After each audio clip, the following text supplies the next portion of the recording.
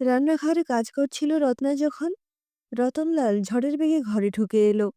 এসেই জোরে হাতটা মুচড়ে ধরল। তারপর হিসিসে স্বরে প্রশ্ন করল, কি বলেছিস বৌদিকে? কাজ পারবো না? এত সাহস হয় কি করে তোর? মুখে মুখে চোপা! এই মুখ ভেঙে রেখে দেবো হতচ্ছাড়ি। এত জোরে রতনলাল চেপে ধরেছিল ডান হাতটা যে কয়েকটা কাঁচের চুড়ি ভেঙে হাতটা কেটে গেল। কিন্তু রত্না মুখে টু শব্দটি করল না। জানে, বললে কপালে আরও মার আছে। ৮ মাস হলো বিয়ে হয়েছে, আর তারপর থেকেই এই ব্যবহার। ৮ মাস আগে এক রাতে ওর নেশাখোর বাবা বাড়ি ফিরেই মাকে বলেছিল, মেয়ের বিয়ে ঠিক করে এলাম। তার আগে কোনোদিন বিয়ের কথা ওঠেনি। তাই মায়ের মনে বোধহয় সন্দেহের প্রশ্নচিহ্ন ফুটে উঠেছিল। তাই প্রশ্ন করল, কার সাথে? আমার পরিচিত, রোজগারবাতি আছে, বাড়ি আছে, মেয়েকে সুখেই রাখবে। নামেও দারুণ মিল, রতন আর রত্না। ব্যাস, আর তোমার কি ভাবার আছে? তাছাড়া আরও তো 2 মেয়ে আছে পার করতে। মায়ের আর কোনো কথাই দাঁড়াতে জায়গা পায়নি। রত্না কিছু বলার অবকাশও পেল না। লোকে বিয়েতে আত্মীয় স্বজনকে খবর দেয়, হইচই হয়, কিন্তু ওর বেলায় সেসব কিছুই হলো না। তাড়াহুড়ো করে কালীবাড়িতে বিয়ে দিয়ে পাড়ার লোকেদের খাওয়ানো হলো। রত্নার মুখে কোনো কথাই ছিল না। বরের চেহারা দেখেই ওর হয়ে গেছে। বিশাল দেহী, রুক্ষ চেহারা। মনের দিক দিয়ে কেমন হবে এই চিন্তা ওর মন জুড়ে বসেছিল। রতনের সাথে কানোর তুলনাও করেছে মনে মনে। আর এটাও ভেবেছে, বিয়েই যদি দিল বাবা, কানোর সাথে দিলেই তো হতো। তাহলে এক গ্রামে থাকাও যেত। বিয়ের পরের দিন যখন ট্রেনে চাপছে, তখনও কি জানতো যেখানে যাচ্ছে সেখান থেকে ফিরতে পারবে না? বরের বাড়ি গিয়ে যখন পৌঁছলো, তখন দেখলো ও কারোর কথাই বুঝতে পারছে না। পরে পরে জানলো ওরা অবাঙালি। ওদের কথাবার্তা, ওদের আদব কায়দা বুঝতেই অনেক কটা দিন পেরিয়ে গেছে। আর বাড়িতে বড় জয়ের কর্তৃত্ব বেশি। সবাই ওর কথাই মানে, যদিও শ্বশুর শাশুড়ি বেঁচে। ও ভাবত, বাবা কেন এত লোক থাকতে এরকম একজনের সাথে ওর বিয়ে দিল। বৌভাতের রাত, ওদের কথায় সুহাগ রাত পেরোতেই শুরু হলো কথায় কথায় খুঁত ধরা, মেরে ফাটিয়ে দেওয়া, আরও কত কি। এই মারধর খাওয়া, খাবার বন্ধ করে রাখাটা নিত্যনৈমিত্তিক ঘটনা হয়ে দাঁড়িয়েছে। ওর নেশারও বাপও মাকে বা ওকে সেরকম কোনোদিনও মারেনি। প্রথম প্রথম অভিমান হতো, কিন্তু যেদিন থেকে জেনেছে রতনলাল ওকে টাকা দিয়ে কিনে নিয়েছে, তবে থেকে আর একটাও শব্দ করে না। কাটা জায়গাটা ব্যথা করছে, জ্বালা জ্বালা করছে। চোখের জল চেপে রেখে সেখানে একটু ক্রিম লাগাচ্ছিল রত্না। রতনলাল তার আগের মুহূর্তে রুটি তরকারি খেয়ে বেরিয়ে গেছে। ওর সামনেও হাতের পরিচর্যা করতে পারেনি। রুটি বানাতে বসেছিল, সবকটা বানিয়েই উঠেছে।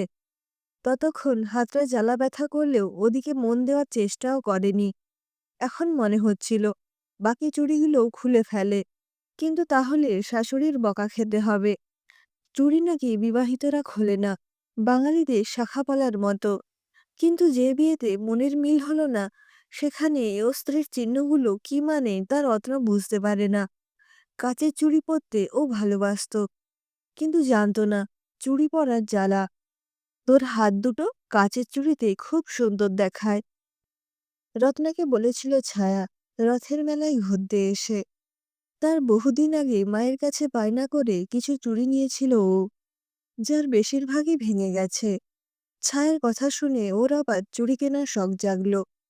গ্রামের মেলায় ওরা কয়েকজন বান্ধবী এসেছিল, বাড়ির বড়দের পটিয়ে একসাথে ঘুরবে বলে। মা সাবধান করেছিল, আগের মতো মেলা আর সাধারণ নেই, শহুরে হয়ে উঠেছে দিন দিন। শহুরে মেলায় তো দেখার শখ ওদের। কত নকল গয়নার দোকান বসেছে, আলো পুড়ে ঝিলমিল করে উঠছে, সেগুলো আসলের মতো। খেলনা দোকানের বাহারি পুতুল হাতছানি দিয়ে ডাকছে। নাগরদোলা বসেছে, আর বসেছে কত রকমের খাবারের দোকান। হাওয়াই মিঠাই, জিলিপি, বাদাম ভাজা, আইসক্রিম, আরও কত কি। বাকিদের মতো রত্নাও ঠাকুর দেখার পর গিয়ে দাঁড়ালো চুড়ির দোকানের সামনে। রংবেরঙের চুড়িগুলো যেন ঝিলিক তুলে ডাকছিল ওদের কিনে নেওয়ার জন্য। সাহস করে দাম জিজ্ঞেস করলো রত্না। দোকানি বলল, ৩০ টাকা ডজন। দাম শুনে চমকে উঠল ও। মা তো ওর হাতে অত টাকা দেয়নি, তাহলে চুড়ি কিনবে কিভাবে? হঠাৎ পাশ থেকে কেউ বলে উঠেছিল, আমি যদি কিনে দিই, নিবি? কখন যে পাশে এসে দাঁড়িয়েছিল ও, রত্না জানতেও পারেনি। চাপা আনন্দে বুকটা ভরে গিয়েছিল ওর। সেই সন্ধ্যায় ওর দেওয়া লাল হলুদ চুড়িতে সেজে উঠেছিল ওর হাত দুটো। চুড়ি পরিয়ে দিয়ে ফিসফিস করেও বলেছিল, বিয়ের সময়ও তোর হাতে এরকম চুড়ি দিয়ে ভরিয়ে দেব। রত্না আঁচলে মুখ চেপে ফিক করে হেসেছিল। ওর হাসির ঝিলিক কানুর মুখে ফুটে উঠেছিল। কানু ওদের পাড়ার ছেলে। ওর বাবা দর্জির কাজ করে। ওদের ভালোবাসার ফুল পুরো ফুটে ওঠার আগেই তো ঝরে গেল। রত্না এখন ভাবে, কানু কি আর ওকে মনে রেখেছে? হয়তো ভুলেই গেছে এতদিনে। আর এ বাড়িতে ওর যা অবস্থা, তাতে করে বেঁচে থাকতে যে আর ফিরবে না, তাও বুঝেই গেছে। কিন্তু ওর কপালে বোধহয় বাঁচার একটা সুযোগ করে দিল ভগবান। ওর বাধ্য বৌমা হয়ে থাকার ফলে শ্বশুরবাড়ির লোকেরা ভেবে নিতে শুরু করেছিল যে পাখি পোষ মেনেছে। তাই দুর্গাপূজার দশমীতে রাবণ পোড়া দেখতে বাড়ির লোক যখন মেলার মাঠে সব দল বেঁধে গেল, ওকেও নিয়ে গেল ওরা। বড় ননদিনীর হাত চেপে ধরেছিল ও, এই বলে যে যাতে ভিড়ে হারিয়ে না যায়। তাই ওরা ওর ব্যাপারে একদম নিশ্চিন্তই ছিল। সবার সাথে রত্না অবাক বিস্ময় দেখছিল কিভাবে রাবণের গায়ে রামের ছোড়া তীর বিঁধল, আর রাবণ দাউ দাউ করে জ্বলে উঠল। আর রাবণ জ্বলতে শুরু করতেই মাঠ ভর্তি দর্শকের উল্লাস ভরা আওয়াজে রত্না চমকে উঠে খেয়াল করল ননদিনীর হাত কখন ছেড়ে গেছে ওর হাতের মুঠো থেকে। চোখ ঘুরিয়ে দেখল বাকিদের অবস্থান কোথায়। সবাই এতটাই ব্যস্ত রাবণ পোড়া দেখতে যে ও কি করছে কেউ খেয়ালও করল না। রত্নার মাথায় এলো, এত বড় সুযোগ হাতছাড়া না হয়। ভিড়ের সুযোগ নিয়ে ও ভিড়ে হারিয়ে গেল। বাড়ি ফিরে আসার আগে ও পুলিশে গিয়ে সব বলে এসেছিল। তাই বাড়িতে ফিরতে ওর বাবা যখন চোটপাট শুরু করলো, তখনও বলতে পারল, পুলিশবাবু জানে তুমি কি করেছ। এরপর যদি তোমায় ধরে নিয়ে যায়, আমরা কিছু বলবো না। ওই কথা শোনার পর ওর বাবা আর মুখ খোলেনি। ওর ফিরে আসা শুনে কানু ছুটে এসেছিল দেখা করতে। বলল, জানিস, তোকে বিয়ে করব বলে কাজ ধরেছিলাম। বাবা সব জেনে বলেছিল তোর বাবার সাথে কথা বলবে। তোর বাবাকে বলেছিল আমার বাবা, তোমার মেয়েকে আমার ছেলের বউ করতে চাই। তাতে তোর বাবা তোকে অন্য জায়গায় বিয়ে দিয়ে দিল। পরে জানলাম তোকে টাকা নিয়ে বেচে দিয়েছে। কিন্তু তোকে ওরা কোথায় নিয়ে গেছে সেটা শত চেষ্টা করেও তোর বাবার মুখ থেকে বার করতে পারিনি। রত্না বলে, যা হওয়ার হয়ে গেছে।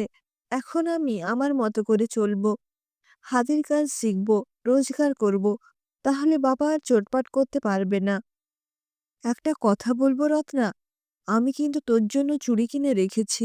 তুই পরবি না? পরতে পারি, একটা শর্তে। চুড়িতে যেন আমার মন ফালা ফালা না হয়। কোনোদিন হবে না, কথা দিলাম।